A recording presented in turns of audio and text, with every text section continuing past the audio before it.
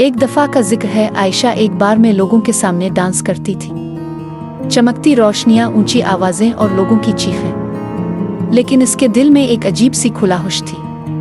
क्या अल्लाह मुझे कभी माफ करेगा? क्या मेरी जिंदगी में सुधार है? इस रात जब हर तरफ खामोशी थी, आयशा अपने कमरे में तन्हा थी। इसे अपने गुनाह का एहसास होने लगा। मुझे लगता है मेरी दुआ भी कबूल नहीं होगी। शायद अल्लाह मुझसे नाराज है। दिल हल्का करने के लिए आयशा मस्जिद की तरफ निकल पड़ती है। रास्ते में इसकी मुलाकात एक बुजुर्ग शख्स से होती है जिनका चेहरा सुकून से भरपूर था। बेटी, अल्लाह इसी से सबसे ज्यादा खुश होता है जो सच्चे दिल से तौबा करता है। लेकिन मेरे जैसे गुनाहगार को कैसे माफ करेगा? रमजान का दूसरा अशरा मगफिरत का है। अल्लाह की रहमत समंदर से भी ज्यादा बड़ी है। इस रात आयशा एक अजीब ख्वाब देखती है।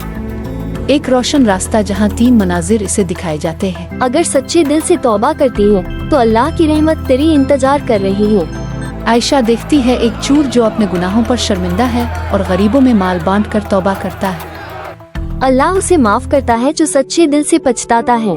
फिर इसे एक अमीर शख्स दिखाई देता है जो अपनी दौलत से गरीबों की मदद करता है, अपने गुनाहों पर रोता है।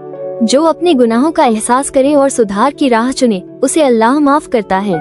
आयशा देखती है एक माँ जो रात भर अपने गुमराह बेटे की हिदायत के लिए दुआ करती है। दुआ और तौबा अल्लाह के पास सबसे प्यारी है। आयशा बेदार होती है, आंसूम से तर आंखें लेकर सजदे में गिरती है। इसे एक नूरानी आवाज सुनाई देती है जो सुकून और उम्मीद से भरपूर थी।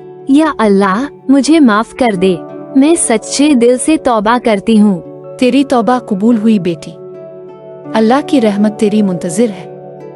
ये आवाज एक नूरानी आवाज थी जो इसे सुनाई दी। अल्लाह का शुक्र है जिसने मुझे माफ कर दिया।